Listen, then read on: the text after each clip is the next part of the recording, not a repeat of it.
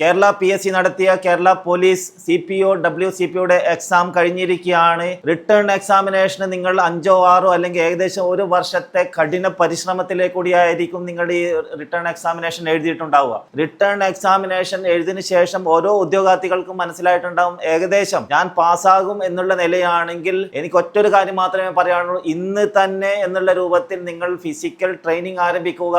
കഴിഞ്ഞ തവണ കേരള പോലീസിന്റെ ആയിക്കോട്ടെ, അല്ലെങ്കിൽ ഫയർ വുമന്റെ ആയിക്കോട്ടെ, അല്ലെങ്കിൽ അസിസ്റ്റന്റ് പ്രിസൺ ഓഫീസറിന്റെ ഏത് കാറ്റഗറിയിലേക്കുള്ള ഫിസിക്കൽ ഡേറ്റും ഏകദേശം 1-2 ആഴ്ച അല്ലെങ്കിൽ 1 മാസത്തിനകത്താണ് നിങ്ങൾക്ക് ഡേറ്റ് കൊടുത്തിരിക്കുന്നത്. ആയതിനാൽ റിട്ടേൺ എക്സാമിനേഷന്റെ റിസൾട്ട് വന്നതിന് ശേഷം മാത്രം ഫിസിക്കൽ തുടങ്ങാം എന്ന് ആഗ്രഹിക്കുന്ന ഓരോ ഉദ്യോഗാർത്ഥിയും എൻ്റെ ഒരു പേഴ്സണലി റിക്വസ്റ്റ് എന്നുള്ള രൂപത്തിലാണ് നിങ്ങൾ എത്രയും പെട്ടെന്ന് തന്നെ നിങ്ങൾ ഫിസിക്കൽ ട്രെയിനിങ് ആരംഭിക്കണം. കാരണം 8 ഈവന്റ് എന്നുള്ളത് കേൾക്കാൻ ചെറുതാണെങ്കിലും അത് ചെയ്യുമ്പോൾ മാത്രമേ നിങ്ങൾക്ക് അതിന്റെ ഇമ്പോർട്ടൻസ് മനസ്സിലാവുള്ളൂ. ഡ്രോൺ അക്കാഡമിയുടെ റിസൾട്ട് നോക്കിയാൽ മനസ്സിലാകും എത്ര മാത്രം. കാരണം കേരളത്തിൽ എവിടെ നോക്കിയാലും അത്രത്തോളം റിസൾട്ടാണ് നമ്മൾ കേരള പോലീസിന്റെ അല്ലെങ്കിൽ ഫയറിലേക്ക് ആയിക്കോട്ടെ, എക്സൈസിലായിക്കോട്ടെ, ബീറ്റ് ഫോറസ്റ്റ് ഓഫീസറായിക്കോട്ടെ, ഡ്രോൺ അക്കാഡമിയിലൂടെ ഉദ്യോഗാർത്ഥികൾ ഇപ്പോൾ സർവീസ് ചെയ്യുന്നതും അതുപോലെ തന്നെ ട്രെയിനിങ് ചെയ്തുകൊണ്ടിരിക്കുന്നതും. ആയതിനാൽ ഇതിന്റെ ഫിസിക്കൽ ട്രെയിനിങ് ഡ്രോൺ അക്കാഡമിയിൽ ഓഗസ്റ്റ് 1 മുതൽ മോർണിംഗ് അതുപോലെ തന്നെ ഈവനിങ് സെക്ഷൻ ആരംഭിക്കാൻ പോവുകയാണ്. സ്പെഷ്യൽ കോഴ്സുകളായിരിക്കും.